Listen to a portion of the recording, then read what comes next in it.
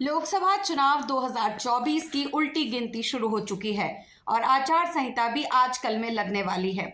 उससे पूर्व ही मुख्य पार्टियां भाजपा और कांग्रेस ने कई लोकसभा सीटों पर अपने प्रत्याशी घोषित कर दिए हैं। चित्तौड़गढ़ सीट पर भाजपा ने वर्तमान सांसद और भाजपा प्रदेशाध्यक्ष सीपी जोशी को तीसरी बार प्रत्याशी बनाया है, तो वहीं कांग्रेस ने लगातार अपने प्रत्याशी को बदलते हुए इस बार पूर्व सहकारिता मंत्री और चित्तौड़गढ़ सीट पर सांसद रह चुके निम्बाहेड़ा निवासी उदयलाल आंजना को प्रत्याशी बनाया है। आज मावली विधानसभा में राजीव गांधी कांग्रेस पार्टी कार्यालय पर वर्तमान विधायक पुष्करलाल डांगी की अध्यक्षता में कांग्रेस पार्टी से प्रत्याशी उदयलाल आंजना की मौजूदगी में लोकसभा चुनाव की तैयारियों को लेकर बैठक आयोजित हुई। बैठक में मावली विधानसभा के समस्त कांग्रेस पार्टी के कार्यकर्ता मौजूद थे। इस अवसर पर मावली विधायक पुष्करलाल डांगी ने समस्त कार्यकर्ताओं को एकजुट होकर लोकसभा चुनाव जिताने का निवेदन किया। साथ ही पुराने गिले शिकवे भूलकर एक साथ आने व पार्टी से प्रत्याशी को जिताने हेतु समर्थन की मांग की। कांग्रेस पार्टी से लोकसभा प्रत्याशी उदयलाल आंजना से अपने उद्घोषण में कहा कि वर्तमान की केंद्र व राज्य सरकार जिस तरह से लोकतंत्र की हत्या कर रही है वह निंदनीय व अशोभनीय है। साथ ही कार्यकर्ताओं को बताया कि 1991 लोकसभा चुनाव में 2 बार से सांसद जसवंत सिंह को उन्होंने हराया था और अब एक बार पुनः 2 बार से सांसद सीपी जोशी को हराएंगे। इस अवसर पर द मेवाड़ अपडेट से ओम पुरोहित ने पूर्व मंत्री व कांग्रेस पार्टी से प्रत्याशी उदयलाल आंजना से बात की और कई मुद्दों पर उनका पक्ष जाना। आप भी देखें रिपोर्ट। लोकसभा चुनाव की उल्टी गिनती शुरू हो चुकी है और आजकल में कभी भी आचार संहिता लग सकती है। उससे पहले ही भाजपा और कांग्रेस दोनों जो राष्ट्र की मुख्य पार्टियां उन्होंने कई जगह अपने अपने प्रत्याशी उतार दिए हैं। हम अभी मौजूद हैं चित्तौड़गढ़ की जो विधानसभा है मावली, और मावली में आज जो कांग्रेस पार्टी के प्रत्याशी हैं उदयलाल जी आंजना, वो यहाँ उन्होंने कांग्रेस कार्यालय पर जो कार्यकर्ता है उनकी मीटिंग ली है। हम उनसे बात करेंगे। और चुनाव आप लड़ने जा रहे हैं, इससे पहले भी आप लोकसभा चुनाव लड़ चुके हैं और आप सांसद रह चुके हैं। इस बार कहीं भाजपा कहने जा रही है कि हम हैट्रिक बनाने जा रहे हैं। आप इस हैट्रिक को पहले भी तोड़ चुके हैं, इस बार क्या आपकी स्ट्रेटजी है?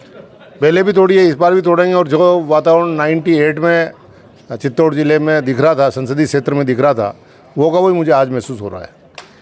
ईडी के लगातार छापे कई नेताओं पर पड़े, कई नेताओं ने भाजपा ज्वाइन कर ली, आपके ऊपर भी छापे पड़े। कहीं कहीं मीडिया में एक चर्चा हुई थी कि उदयलाल जी भी भाजपा ज्वाइन कर सकते हैं, लेकिन आप तो एक टिकट लेके आ गए। इसके ऊपर क्या कहना आपका? मैं पार्टी का निष्ठावान कार्यकर्ता हूँ। सोनिया जी मुझ पर भरोसा करती है, उन्होंने आपको चुनाव लड़ना, मैंने स्वीकार कर लिया चुनाव लड़ना है। अब ईडी तो चलती रहती है, अपना कार्रवाई अपनी करती है, उसमें कोई दिक्कत वाली बात नहीं। कोर्टें में पड़ी है, अभी तक भरोसा है कोर्टों में, लोगों का विश्वास है अदालतों पे।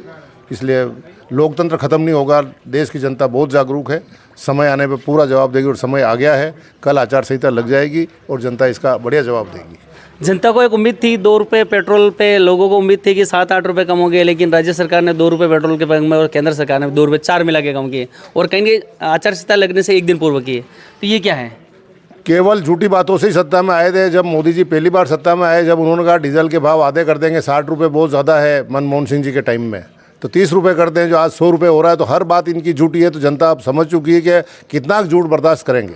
इसलिए निसंदेह जनता जानती है, चुनाव को देखते हुए 2 रुपये कम कर रहे हैं तो चुनाव की काउंटिंग ही नहीं होगी और आखिरी मतदान हो जाएगा, उसी दिन तारीख बढ़ाएंगे। जो वापस 4 रुपये घटाए तो 10 रुपये बढ़ा देंगे। लोकसभा चित्तौड़ जानती है। लोकसभा चित्तौड़ की मात्र एक सीट कांग्रेस की पुष्कर जी की भी मावली में है।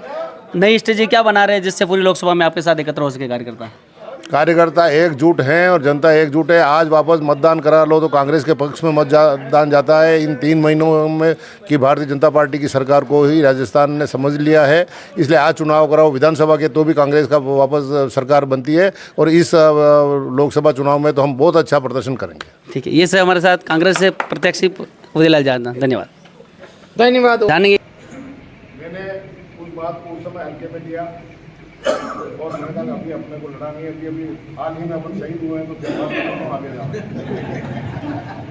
इसलिए मैंने भाई पुष्कर जी का नाम सजेस्ट किया था, क्योंकि 98 में जब मैं सांसद बना था, जिसकी मेरे खाते में सबसे ज़्यादा क्रेडिट आती है कि मैं के सामने जीता हूँ 1951, जब मैं भी जिले में एकमात्र विधायक था और जिला कांग्रेस कमेटी का अध्यक्ष भी था। लेकिन जब मैं एक तरह विधायक था और उस समय माहौल बना और मैं जीत गया, और जसवंत सिंह जी को भी 10 साल हो गए थे, तो यहाँ सीपी जोशी को भी 10 साल हो गए। एकमात्र विधायक भी हमारे संसदीय क्षेत्र में श्रीमान जी ही है। किसान आदमी है। हर तरह से जो मेरे में उस समय क्वालिटी थी वो सब क्वालिटी आज पुष्कर में विद्यमान है, इसमें कोई दो राय नहीं। इसलिए मैंने इनका नाम लिया था, लेकिन मेरा अंदाज है कि जीते हुए लोगों की ज़्यादा चलती है। इन्होंने जाकर के प्रदेश कांग्रेस कमेटी में जाना क्या कानाफूसी की टिकट ही मेरे पास आ गया जबकि मैं गया। ये तो अब पुष्कर जी की जवाबदारी ये जिता करके भेजे, मेरे को इसमें कोई दो राय नहीं। और ये भी सौभाग्य है सभी कार्यकर्ता की टीम बहुत अच्छी मिली मुझे। कि आज का भी कोई आयोजित कार्यक्रम नहीं था, आपने पहले ब्लॉक कांग्रेस कमेटी की मीटिंग रख रखी थी, तो ये अच्छे सुगने के कल मैंने सावरा जी के दर्शन किया, उसके बाद तो सब अच्छे शुभ संकेत लग रहे हैं, इसमें कोई दो राय नहीं।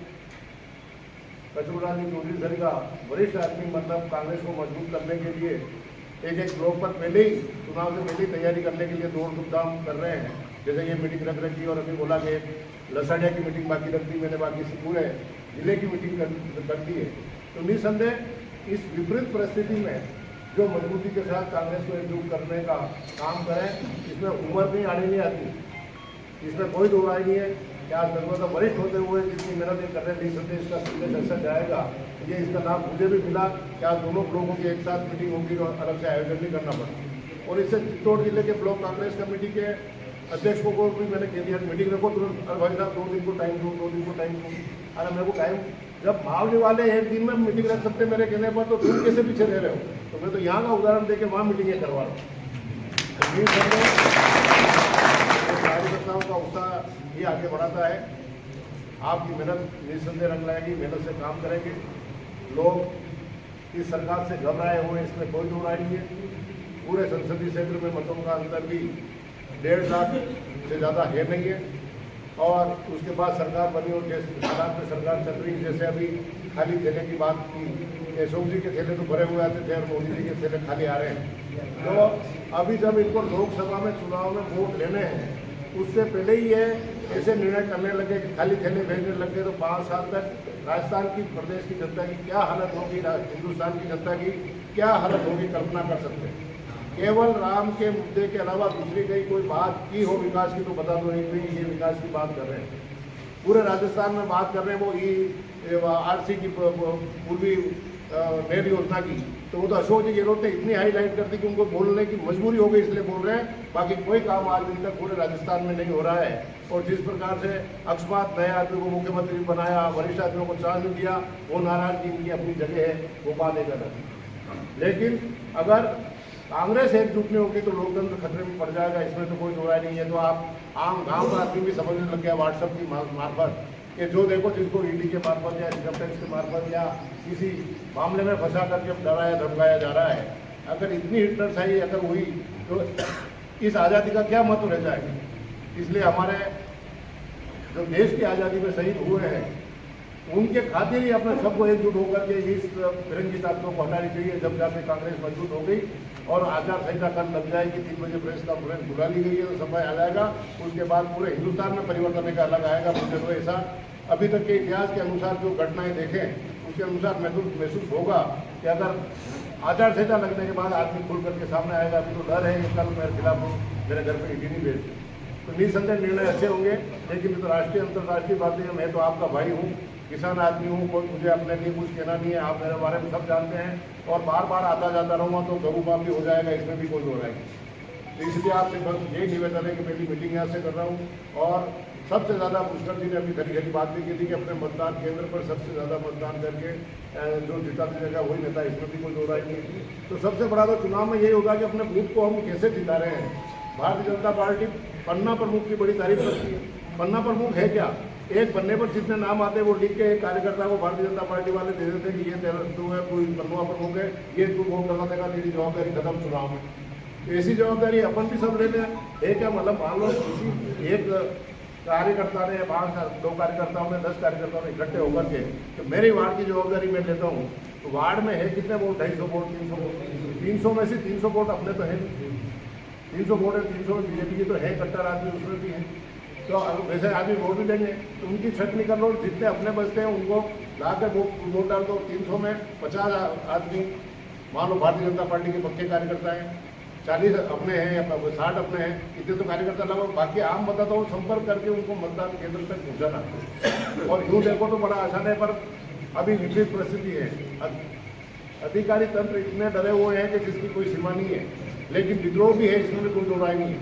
इसलिए सरकारी तंत्र अपने हिसाब से काम करेंगे, लेकिन कार्यकर्ताओं की टीम ही जिताती है चुनाव, इसमें कोई दो राय नहीं। इसलिए आप पूरी ताकत से लगेंगे तो निसंदेह इस चुनाव में सफलता मिलेगी।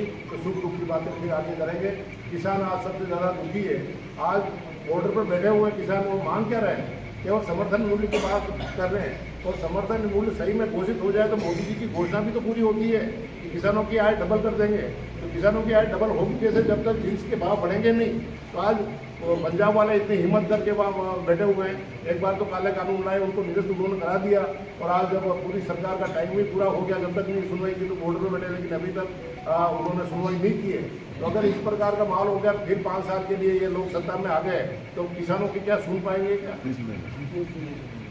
इसलिए आपसे निवेदन है कि पूरी ताकत के साथ, जिस प्रकार के देश की आज़ादी में कांग्रेसी लगे थे, उसी ताकत के साथ हम लड़ेंगे, जब जाके करेंगे। ऐसी बातें बोल रहे हैं, अब के 401 सीट कम नहीं आएगी एक भी, तो क्या मशीन है तुमने खरीद ली है कि कोई फर्जीवाड़ा है, क्या मामला? किस आधार में कोई कह सकता है कि हमारे 400 सीट आएगी? इसका मतलब कोई घबरा तो है। आज चंदा जितना लिया उसका हिसाब किताब उन्हीं दिन सुप्रीम कोर्ट डांट पे डांट लगाया जा रहा है। तो बैंक SBI सर का बैंक भी डाला हुआ बैठा है, इसकी संस्थाएं सब डरी हुई बैठी है, आम आदमी डरा, व्यापारी डरा हुआ है। ये तो हमारा राहुल गांधी ही एक आदमी है, तो जेल में डालो तो डाल दो, जो करना जो मैं करूँगा, वही एक आदमी डरा। बाकी जितने प्रधानमंत्री की रोड से दूसरे लोग दूसरी पार्टियों के प्रधानमंत्री बनने के लिए तो तैयार हैं। कांग्रेस के साथ कोई आना नहीं चाहता, लेकिन अकेला आदमी पूरा हिंदुस्तान को घूम के देख रहा है। उसका त्याग और तपस्या भी तो देखिए।